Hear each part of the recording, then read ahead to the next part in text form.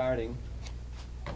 First off, I'd like to welcome you tonight. My name is Jerry Latan. I own Sarasota Specialty Pharmacy. I have since 2007.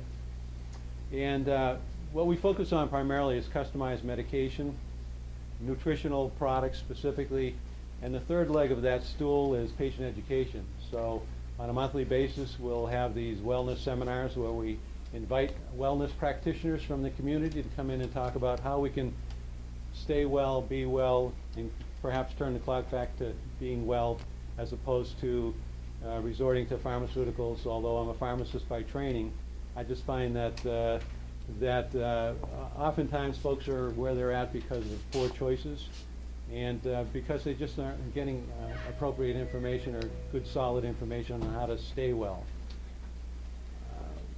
If when you came in, if you didn't get a chance to register, please do. If you're interested in some of our future seminars, we hold them on a monthly basis, although in the summertime we may skip June, July, August. And also, if you know a practitioner that you're seeing that's wellness focused that you think might be interested in presenting to our patients, please have them get in touch with me. My email address is floating around somewhere. If not, just call the pharmacy. I'd be more than pleased to share that with you. Because our main focus is to help you folks stay well, and Dr. Harvey, of course, that's his main focus of his practice as well.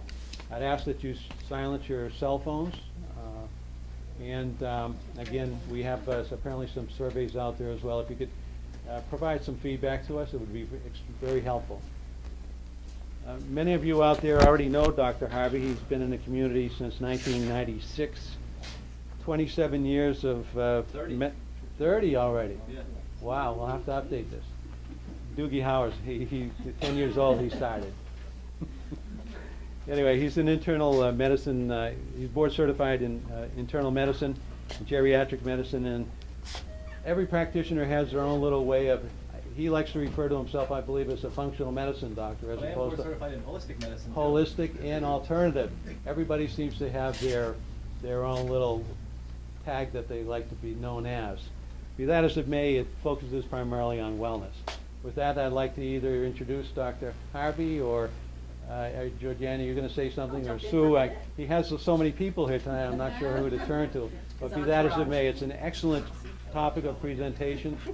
I had a quote earlier from, believe it or not, Hippocrates that talked about the focus of the intestinal tract way back whenever he was around. So that's how important it is, and we'll learn a lot more tonight, I'm certain of that. So with that, I'd like to mic up Dr. Harvey so we can, this is not a microphone for us folks because he's loud enough, but it's really more for the recording. In the meantime, I'm Georgiana, and I work development and marketing for the Harvey Center. We have a survey that you picked up, I hope, at the entrance. And if you would, please, jot down a couple of questions, either now or throughout the lecture. This is a casual setting, so no need to hold them to the end. If you want to jump in and ask Dr. Harvey throughout, don't be shy. But otherwise, I will collect them at the end, and we'll have a question and answer. They don't have to be on this topic, but hopefully general enough that they can benefit the greater good. So, of course, not something so specific. You can talk with the doc afterwards if you have something personally you'd like to talk about. But anything in general that you want to know about wellness, health, disease, healthcare, we'll talk about that at the end. Contrary to popular belief, Dr. Fred, how are you? Believes that people do not die of old age. People die of degenerative disease. So without such diseases, most of us would live to a ripe old spunky age. Unfortunately, that's not really how modern American healthcare works. I'll tell you, I've just come from the Lakewood Ranch ER. It's really not how it works. So Dr. Harvey has taken a different path, and he's going to share that passion with you tonight. Would you rather spend your money fighting sickness and disease after it's occurred, or would you rather prevent sickness and disease in the first place? The Harvey Center concentrates on the entire body and often customizes functional medicine options. What is that? That's what we're going to talk about tonight. When was the last time you had a face-to-face, 1-hour conversation with your primary care doctor? When was the last time you had a 2-hour consultation with your primary care doctor? That's the type of practice that Dr. Harvey has built. If you have any questions about his practice, pretty much our whole staff is here afterwards, and we'll field all of those questions afterwards. It is my pleasure to introduce to you Dr. Fred Harvey. Thank you, folks. Glad you could all be here. So I'm sure you're getting the gist of my title slide here. People complain about their belly aches all the time. When you get tied up in a knot and it's just not working, your life is awry. It is just not a happy life. I had a patient that was seeing a gastroenterologist for 40 years for her ulcerative colitis and taking all the medicines and doing everything he said, but she was paralyzed with fear of going out of her house before she finished her morning squirt session, because she never got rid of the diarrhea that she was diagnosed with the ulcerative colitis 40 years prior. So after we looked at her function and addressed the issues of function, she stopped doing that. She was empowered to go out because she had normal bowel movements after 40 years of treating ulcerative colitis successfully, because she had a clean colon, but she still had diarrhea. So why is that? Because there are so many more things going on in the gut than gastroenterology tends to address. So with that said, think about how important our gut really is.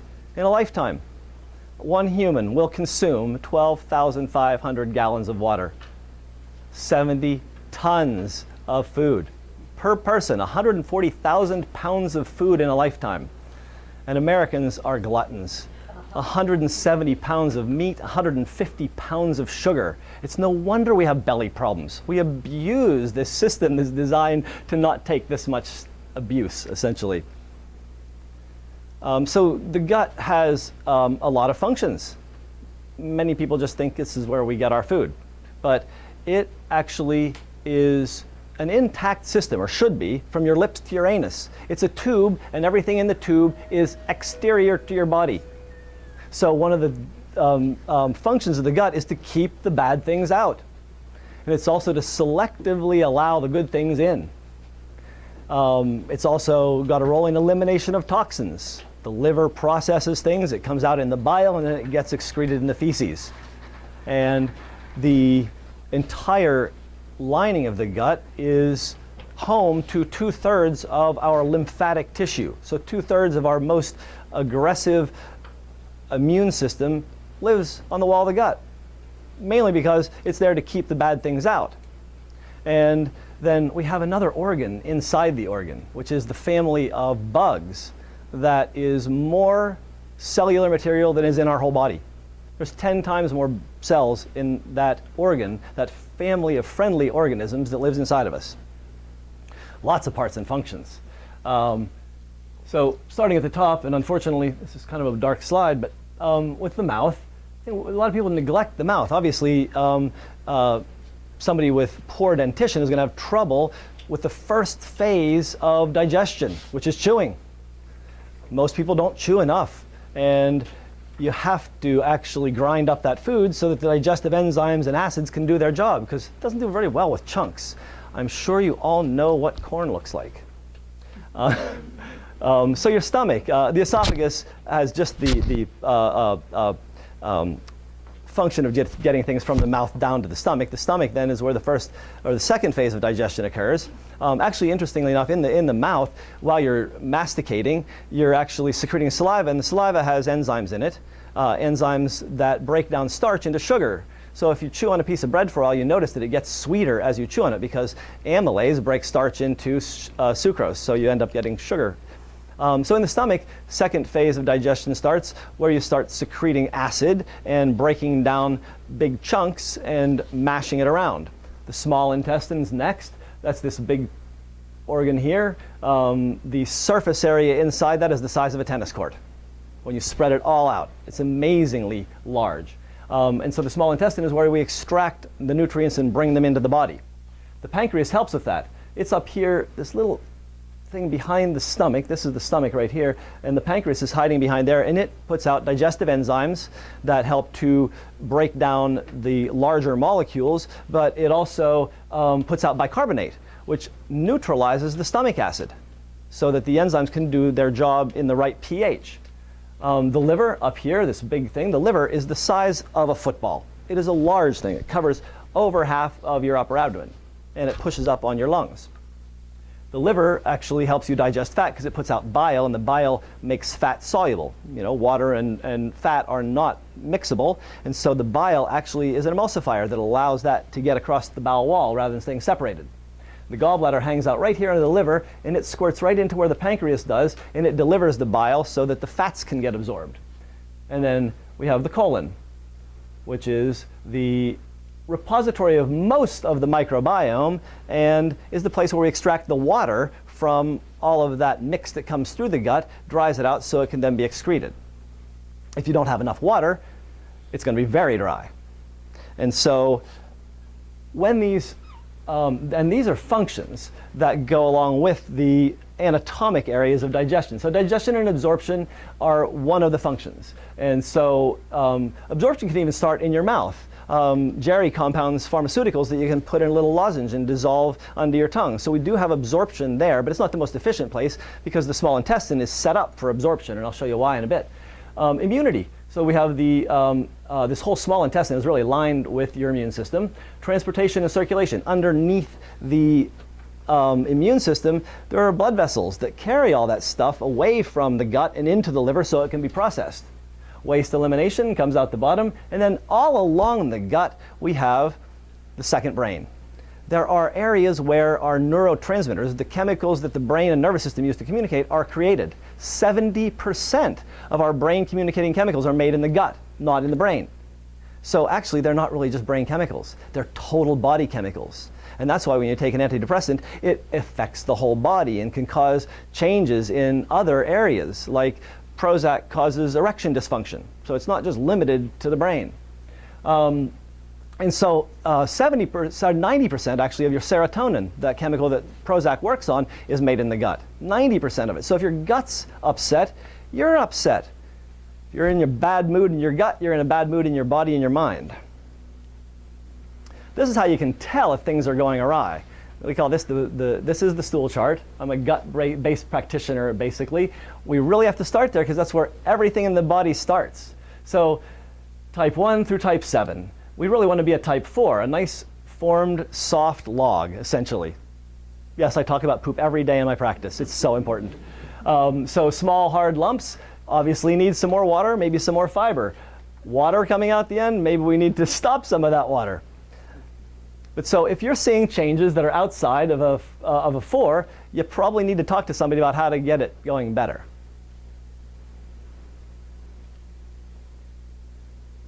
Okay, will you change?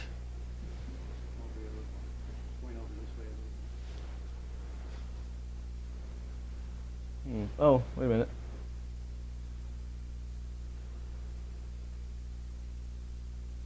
No, don't know. How can I get out of that, maybe? Watch this. So this is how we actually address it in a functional medicine practice. In a general medicine practice, the standard illness treatment practice, you have a symptom, you get a pill. I have heartburn, you get a purple pill. Diarrhea, you get a diarrhea stopper like Lomotil. When I think about a patient's problem, I want to hear, I need time. I need a long time to actually get the history so I can figure out where the gut is going awry. Is it from indigestion? Is it from a bad food? Is it from an infection? So we need to actually understand the process. So I take a lot of time to ask a lot of questions. So the 5R program is a way of rebuilding a gut that doesn't work. We remove bad things, replace things we need, restore the balance of things there. So let me go into a little bit more detail. Remove. What are the things that we want to remove? Toxins, things that irritate the gut, problem substances. So coffee. Coffee induces problems in several ways. We think about caffeine. Caffeine will increase gastric motility, it'll increase stomach acid output, but that's not the only thing coffee does. It's also a histamine releaser. Histamine is a really violent character, and it will upset your gut really, really badly. It sets you up for food sensitivities because histamine helps to punch holes in the lining of your gut. The reason it does that is to allow the immune system to leak into the gut and attack foreign invaders. So if you're constantly teasing or crying wolf to your gut immune system by putting caffeine or coffee itself in all the time. Caffeine doesn't do that. The coffee is what releases the histamine. Due to some of the chemicals in there, it will continuously feed forward into a bad bowel problem. Alcohol, same kind of thing. Alcohol will just it'll dissolve the lining essentially because it's a solvent, so it kills the cells. It'll cause gastritis and upset your stomach lining, but it also is a histamine releaser. So in addition to that, red wine contains histamine. The grapes actually, the yeast, when they ferment the grapes, actually put histamine off as a side product. So red wine gets you with alcohol and with histamine. There are other foods that contain histamine, like tuna. Older tuna can actually cause something called the scombroid reaction. Scombroid is the type of fish that tuna is in the family of, and when those fish sit around for a couple of days, they break down into histamine. So if you eat a piece of it, you can get hives from head to toe. I had one person come into the ER like that. Only one case, but it does exist. And then this stuff, tasty food-like substances.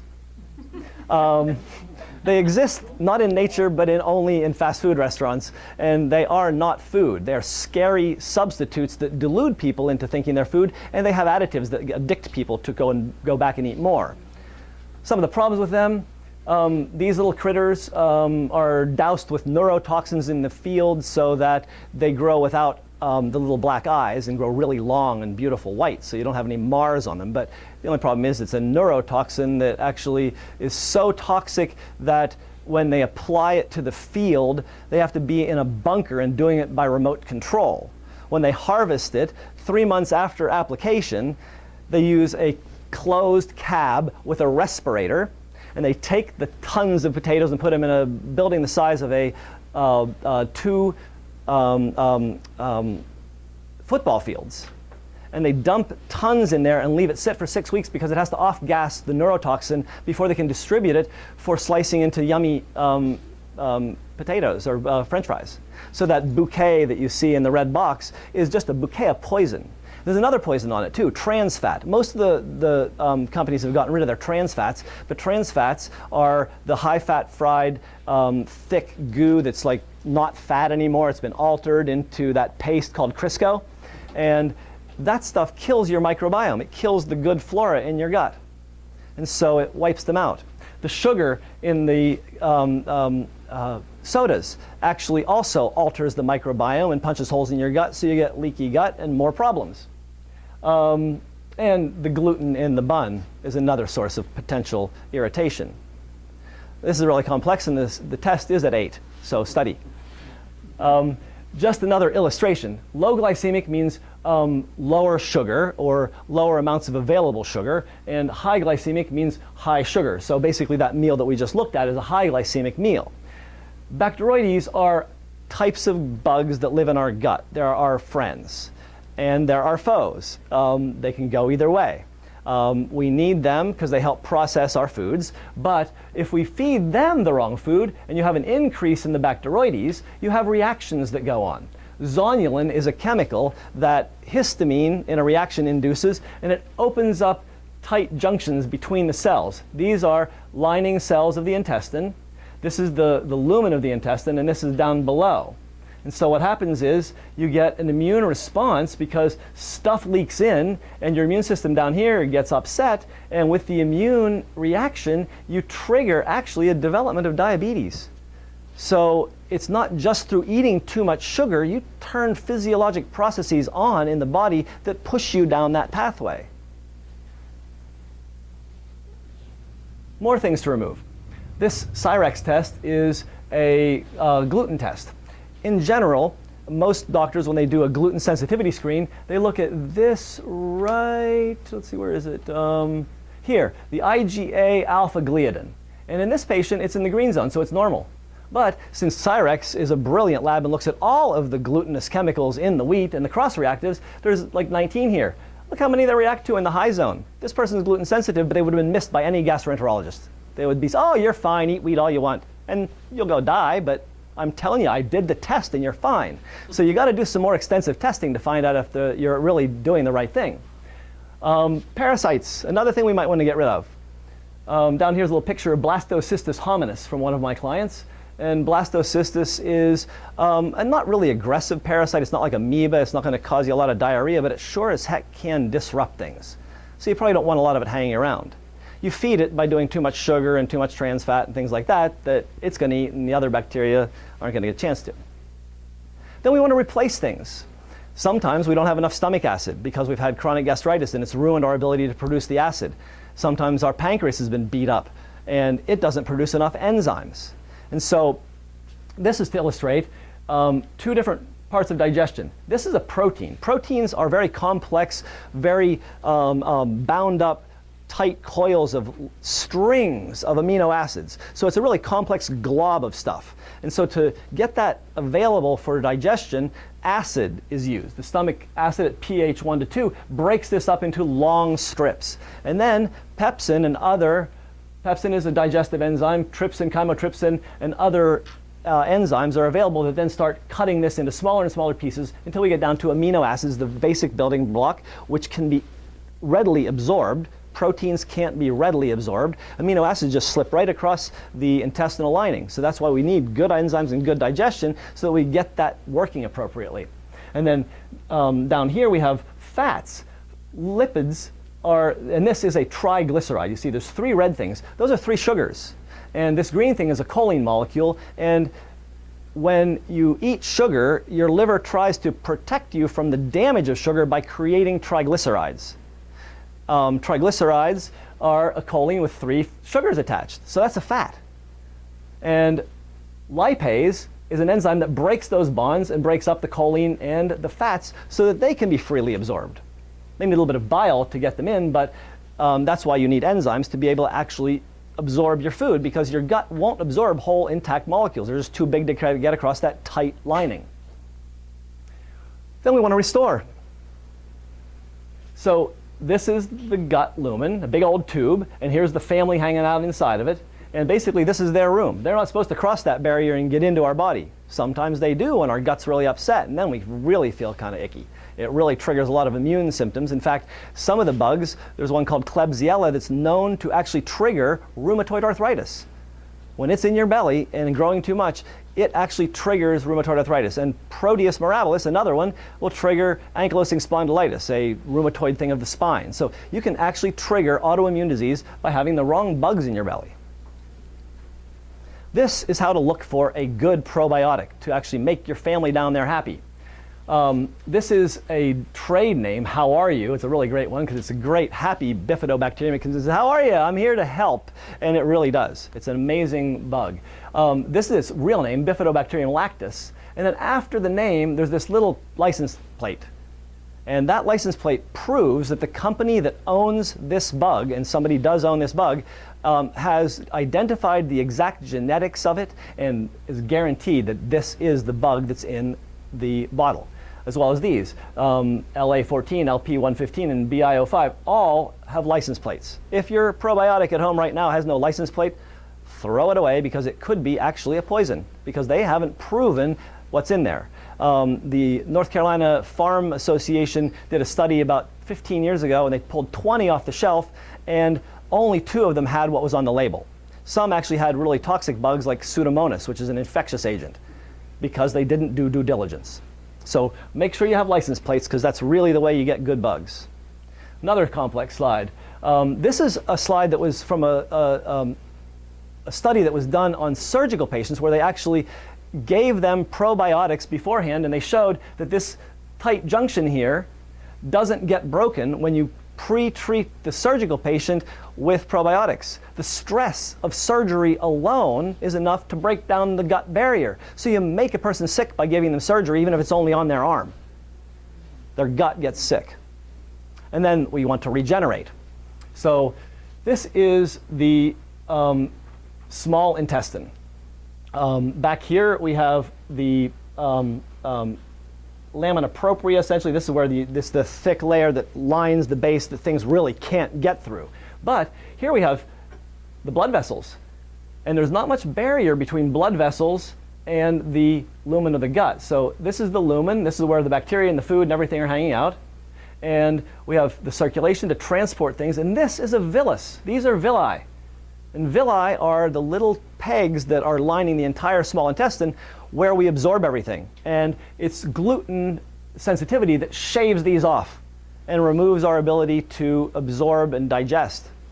So on this lining, you see also this chunk here. This is a Peyer's patch, and that is your lymphatic tissue. It hides right under the very superficial layer because it wants to be able to taste what's going on out there. What's really interesting, these happy bacteria, the probiotics, the lactobacillus, will actually go and talk to the immune system. The immune system has little fingers that come out through here, and these bacteria come and actually connect with it with receptors and proteins on the surface of the bacteria, and they can tell our immune system whether there's a foe in the belly. They will tell the immune system to get active if they see an unfriendly agent nearby. It's really amazing. So they are our friends and they talk with us. And then we want to retain what's going on. Once we've recovered the whole lining, we want to retain it. So we want to retain optimal digestion and digestion. We want to have an intact barrier, because the barrier is really where we have a lot of the systemic problems happen. If we break down the barrier with gluten, the gut barrier is the same as the blood-brain barrier. So if gluten breaks down your gut, it can break down your brain, which is why we see that gluten sensitivity is associated with Alzheimer's disease. So immune defenses, if we don't have an intact microbiome, our immune system doesn't know what to do. Its job really is to stand down 99% of the time. It doesn't want to get aggressive, because when it gets aggressive, it hurts us as well as the other critters it's trying to hurt. So it's trying to stay calm. In somebody who has a lot of gastrointestinal symptoms, it's probably not very calm. So we want to actually make that immune system really happy. And regular elimination helps keep the toxins away from the wall, helps keep the irritants away from the wall, helps keep the microbiome refreshed and happy, and gets rid of the toxins that the liver has already done its job with. Sometimes when we have an imbalance of the bacteria and we have more bad bacteria, we might actually double our liver's work, because when we have the liver do its detoxification, it does it by taking a toxin and combining it with an amino acid. One of them is glucuronic acid. And there's a whole group of bacteria that have an enzyme called beta-glucuronidase. It takes the glucuronic acid off and eats it because it likes it, and it throws the toxin back to us. So we have to digest it and detox it all over again. So if you don't regularly eliminate, these things can keep pushing it back into us. And then we want to keep that proper communication going on with the rest of the body, because it is a second brain. And if our gut's upset, we're not going to have proper communication. So ways we can stay healthy: stay hydrated, lots of water, a ½ ounce of water per pound per day. Flush the system, helps flush the bowels and the kidneys, very important. We want to keep moving, because when you move, you massage your belly. And when you massage your belly, it gets happy and it starts to eliminate more regularly. So daily walking is very important. You don't want to just be sitting on a stationary bike, because you need some more of that up and down movement, because it jostles things and makes them go down. Movement is great. Limit those fried foods, the caffeine, the alcohol, because they're just irritants. Stress reduction techniques. Your gut's tied in a knot from more than just food. So it's really important to take the time for you to unwind. Relaxation is so key.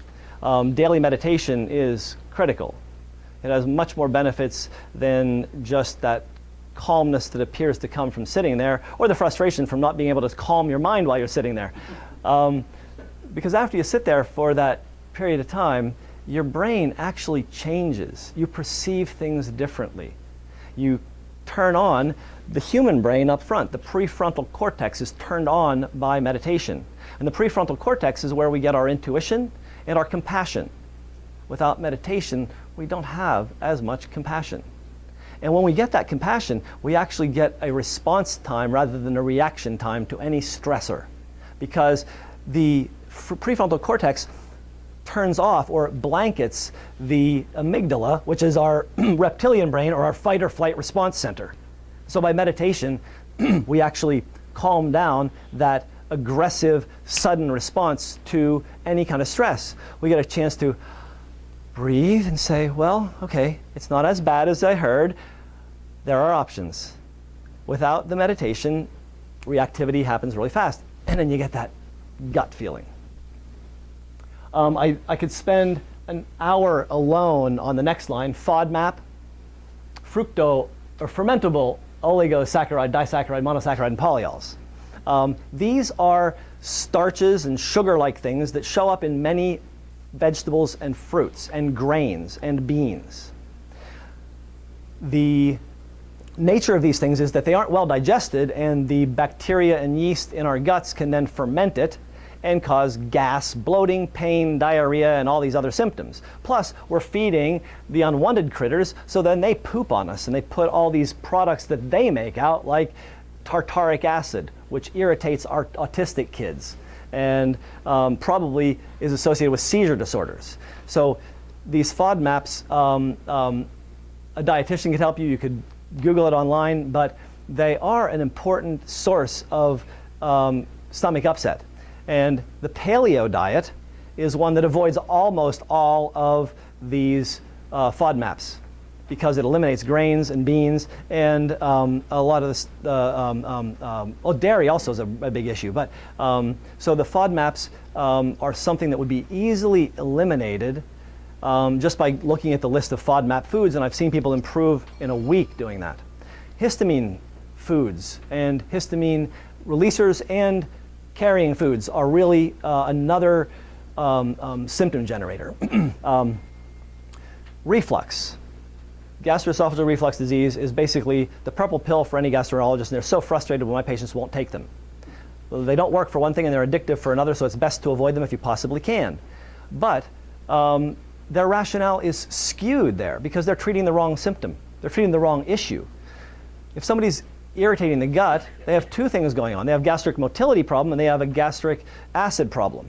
And the purple pill only covers the acid. And it's histamine that causes the squirting. It causes increased motility. And histamine increases the acid too. So if you're eating histamine foods, then you're triggering reflux. And so you ought to stop them before you consider taking the purple pill.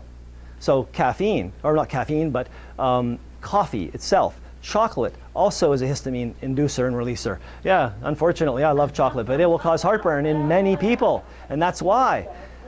It's not the caffeine in it. It's not the fat. It's actually that it's a histamine inducer. And so that histamine upsets the system. So the really interesting thing is the gastroenterologists have forgotten something.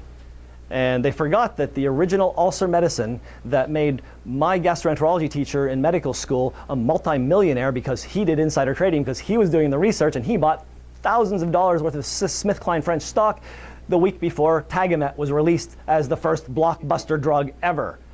Hundreds of millions of dollars were made on that drug, if not billions, before they made Zantac and Prevacid, Pepcid, and all those other antihistamines.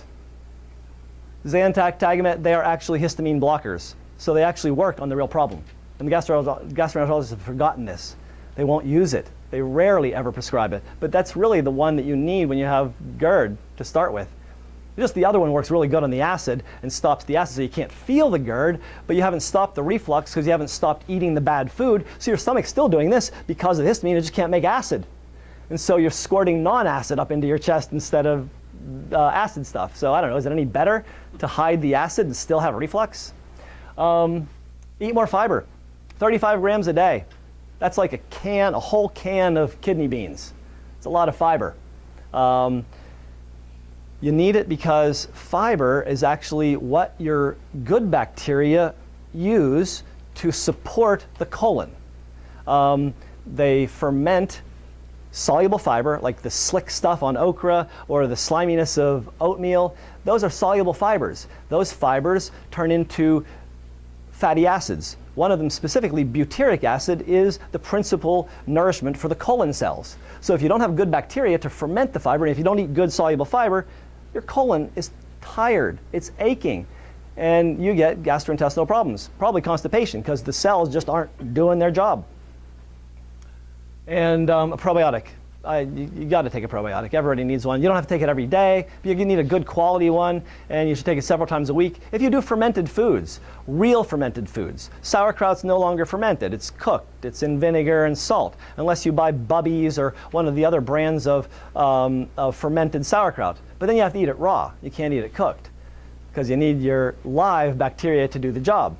But there's a big craze in fermented foods right now, and it's a really good way of getting probiotics that are a more diverse group than just taking a pill of probiotic. But I still recommend them because they change people's lives. And then really avoid all the additives. I just read an article the other day that polysorbate 80, which is showing up as an emulsifier in many beverages. It's really weird. This petrochem derivative actually induces ulcerative colitis. It basically is like a detergent, and it erodes the lining of your gut, so you can get colitis out of it. A really nice situation. So additives are definitely avoidable. All the food colors are poisons. All of them. Our FDA has been bought by Big Pharma, and they allow it to be out on the market.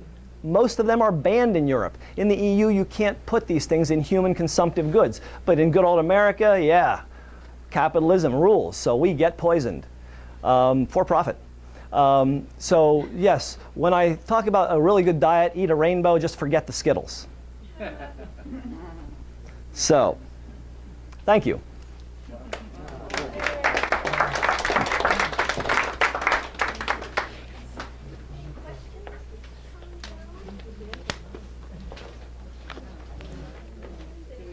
What do we drink to replace coffee? Tea? Tea. Yeah. Non-caffeine tea? No, you can eat. If you don't have any heartburn, I would say, yeah, caffeine's okay. If you have heartburn, I'd say get rid of the caffeine because it's an acid inducer.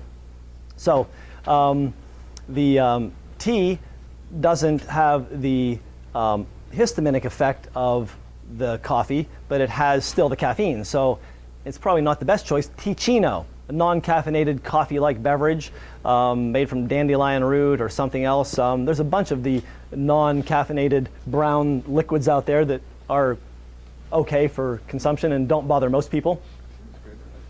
Yeah, I switched to tea a year and a half ago. Yeah, don't miss the coffee, except for the smell. Yes?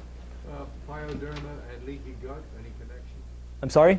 Pyoderma and leaky gut, Well, any connection? of course, leaky gut will exacerbate any inflammatory condition. Yes, because Autoimmune connection. absolutely, because once your gut's leaking, you get all this immune activity. You key up the whole lymphoid system because it's lining your gut. And if you have stuff getting in there that shouldn't be, it gets pissed off. It really gets aggressive. Yes, sir. I've heard that your system should be slightly alkaline versus acid.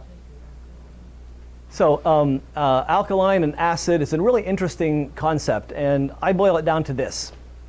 Fat is fatty acids. Protein is amino acids. Plants are carbohydrates. I don't hear the word acid anywhere in there. It's a really simple thing. Eat a plant-based diet and you're alkaline.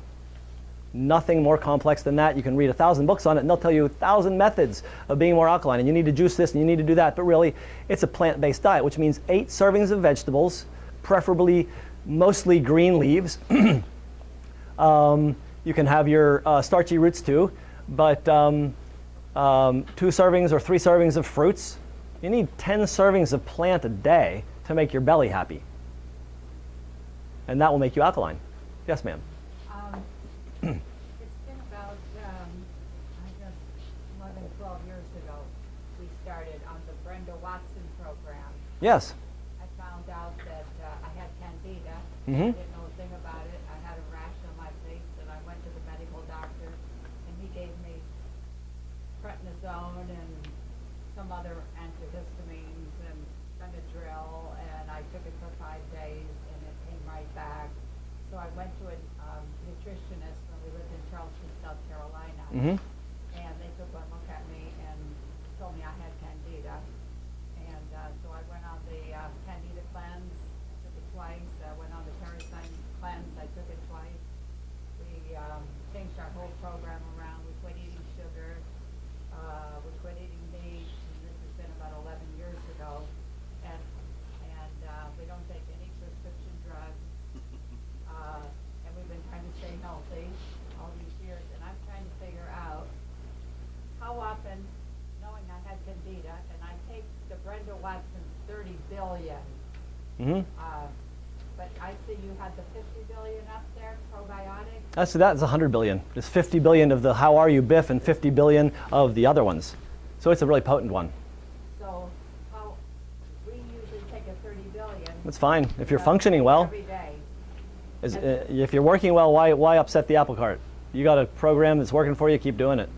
Now we have some new church friends that we have, and we usually go out to eat at lunch on Sundays, and I find myself trying to find the healthiest thing I can eat, but sometimes I have a hard time. Yes. What I'm trying to figure out is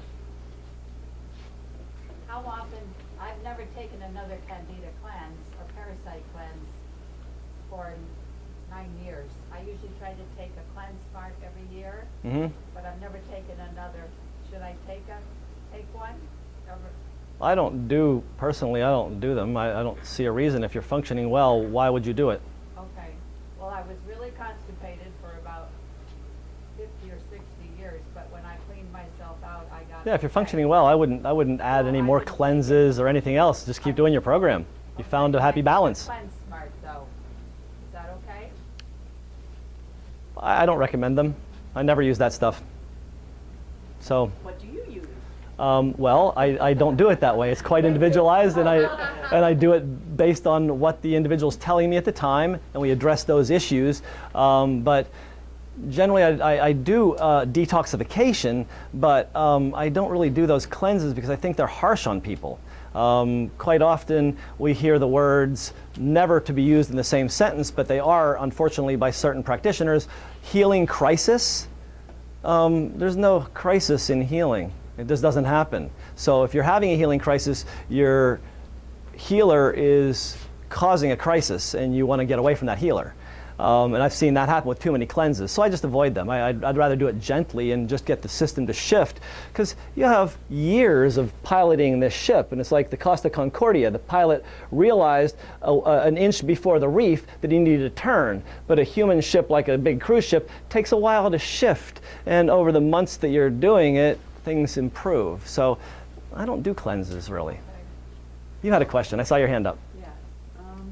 How do you figure out, okay, if you have a gluten allergy, okay, so I had to go gluten-free, and this was months ago, and that was creating a lot of issues. So I went gluten-free, and then months go by, and then all of a sudden something else is affecting me. So then I kind of figured it out on my own, then it was eggs. So then I couldn't do eggs. And then, but mostly it was the egg yolk. So then everything was good for several months. Now all of a sudden back to having all issues, can't figure out what's affecting the gut, or do you recommend getting allergy tested, or? That's a good question. Allergy versus food sensitivity. What you're describing doesn't sound like allergy, but it might be.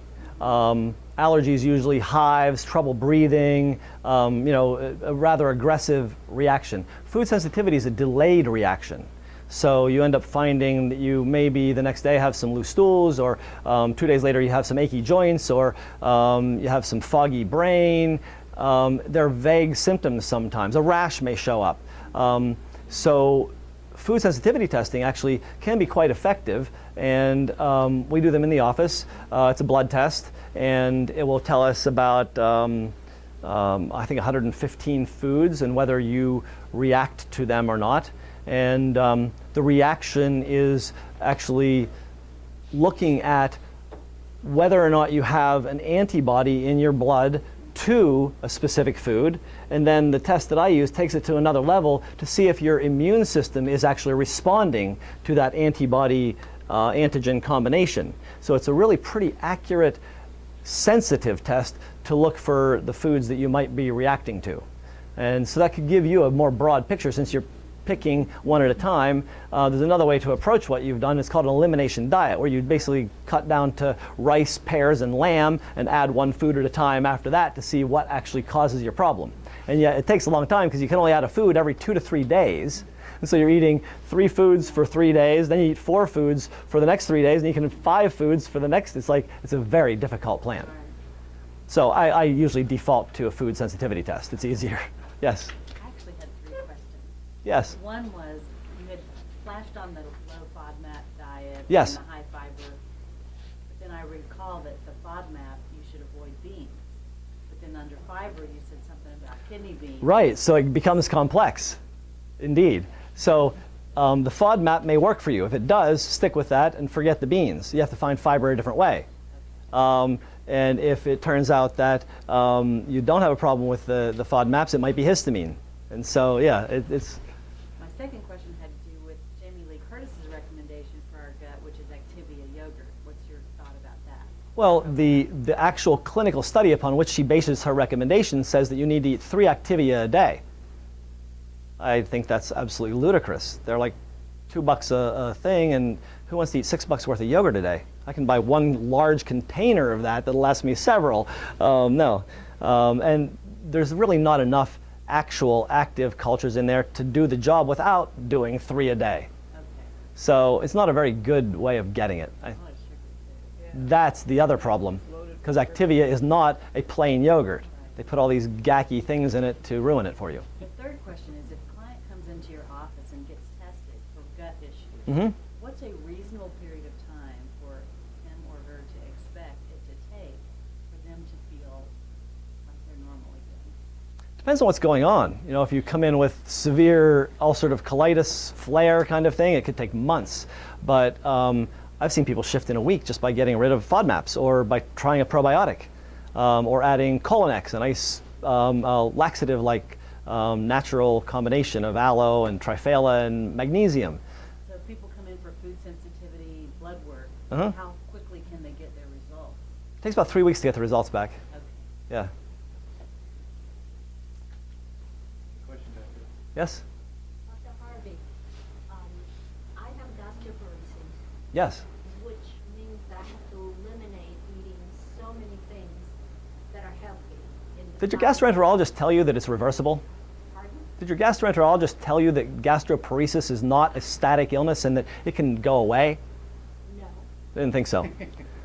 So there are a lot of things that can cause gastroparesis. One of the things that actually can contribute is eating non-organic foods. Because if you eat something that's pesticide sprayed, pesticides work by paralyzing muscular contraction. Thus, you get paralyzed gastric movement, gastroparesis. So if you're not completely organic, you may want to think about that. If your house is sprayed with pesticides, you may want to get rid of that. So that's just one aspect of things that the general community isn't looking at when it comes to things like gastroparesis. Another thing that can do it is actually too many probiotics. Small intestinal bacterial overgrowth can actually cause gastroparesis. So rather than taking probiotics, you have to actually kill off some of the bugs. It's not common, but it's there, and it's more common than people suspect, and it's definitely common in gastroparesis, and it's something that people don't address very often. There was only one gastroenterologist in town who was doing the bacterial overgrowth test, and I think he retired. Didn't Elliot retire? Yeah, so we don't have anybody that does the test in town. Elliot was your doctor? He was my gastro for about more than 10 years. Did he ever do the SIBO test on you, the breath test? Oh my, Okay, no comment. I have some Yes. else with it. But, you know, it eliminates, what I was saying is, of course, I can't have the salads or the raw fruit or the raw vegetables, or, because I don't digest it. So, there's a neat way you can get that. Yeah. What? Vitamix. Yeah. If it's completely pureed into a smoothie, there's a good chance that it's not going to delay you, but you have to really take your time with it because the fiber does slow down gastric emptying, and fat slows down gastric emptying. So it's a tightrope when you're trying to re-increase your fiber intake with that. But one thing that really I totally disrespect gastroenterologists over is that they will not avail themselves of 21st century technology. They will not do it. There are stool tests that I've been using for 10 years that give an amazing picture of what's going on in the metabolism of your gut. Not one of them, except my brother in Jacksonville, who you're probably not going to go visit, it uses this test. They don't freaking look at it. I don't know why. And there's a really great gastroenterologist in town, a very compassionate guy. We call him the professor because he thinks about everything. And he's been thinking about doing this test since I first talked to him about it in 2003. He's still thinking. Yeah. Then the question Yes, ma'am. How would you, what would be your first line of defense? If someone came into you and they're not having any specific problems, maybe a little high blood pressure, maybe a little extra fat on their body, but no specific symptoms. Those are pretty specific. How Can we take like 2 type of consultations? How would Yes. you Someone would come to us. So, if you want just some wellness information, you want to just buff up what you're doing, I do a 2-hour consult. And so we really dive down into all those non-specific symptoms that can maybe flesh out a picture of something that's going on with you. Because as I hear more and more and can develop an actual picture of you, how you live, what's going on, then I can actually understand where the imbalances occur. Because functional medicine is about, and this is the difference, allopathic medicine, in which I'm trained, my MD boards are all about illness treatment. You name it, blame it, tame it. You got to have an ICD-9 code and a CPT code and a drug to follow up. But in functional medicine, that's all irrelevant. Labels are not what we're looking for. We're looking for your overall function. So it's about lifting your function up to the point where disease isn't relevant.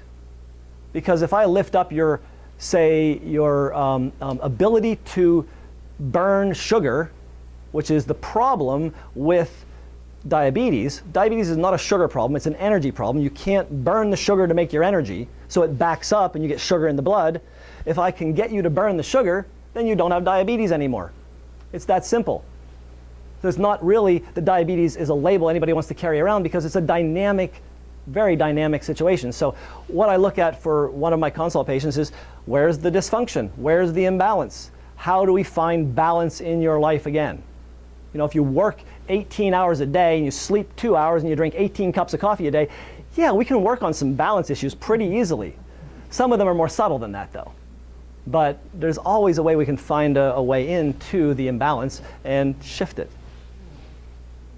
Yes, sir? Colonic ever recommended? Actually, yes, I have recommended. In fact, I had a colonic therapist in my office, but I recommended and they didn't do, and so she left the office. I couldn't convince anybody to do a colonic.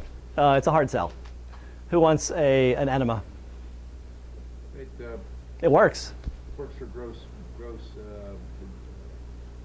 constipation. Truly, I think they work. I just couldn't convince people to do them. I wanted to circle back on a couple of things that I heard Dr. Harvey say earlier that I deal with almost on a daily basis, and that is the quality of a probiotic. You know, it gets back to not only the pharmaceutical industry, but the food industry as well, working very hard to fool us. And they're changing terminology on the side of labeling. Dr. Harvey usually jumps up even higher on his soapbox on previous occasions. But it's true. You know, my position is just give us the information so we can make an educated decision. If you decide you want to do gluten or GMOs or whatever, that's fine. That's up to you. That's a personal decision. But just give us the information. The other is when people come in and we recommend probiotics that are $50, $60 a month compared to a line or some of these others that you get in the big box drugstores.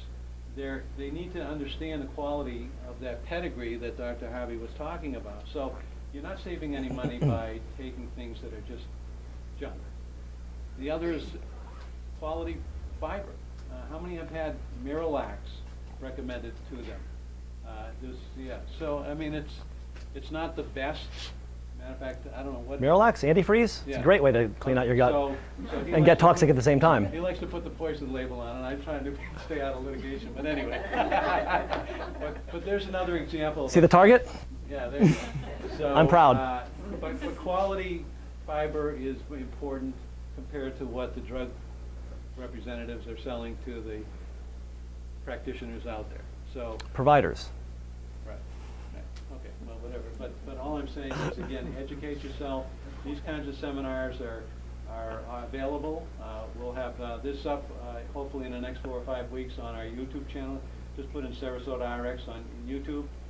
If you have friends or relatives or neighbors that weren't able to attend tonight, or you'd like to revisit some of the subject that Dr. Harvey spoke about, again, visit our YouTube channel. Anything else? One more question, maybe? Instead of Miralax, what do you suggest? Well, I mean, Instead of, Yeah. why not magnesium citrate? Quite natural. occurs in nature very easily. Polyethylene glycol has never done that. Okay, so you can just buy magnesium citrate? Absolutely. Jerry probably carries, do you have some Calm? here. I just happen to take this one called Fiber Smart. So it has some probiotics in there. It has squash to feed the probiotics, and it has L-glutamine to help the heal. But if you do want a fiber, that's good. Even just generic psyllium husk, if you can tolerate it. Psyllium husk causes a lot of gas in many people, so they don't like it. I use a fiber in the office that's got 5 or 6 or 8 different fibers put together, some locust bean gum and guar gum and oat fiber and oat bran. And so there's a lot of different ways to approach it with natural substances that actually really work rather than the petrochem stuff. All right, I want to thank you all for coming. Again, if you'd like to be on our newsletter or mailing list for future seminars, be sure you sign up before you leave.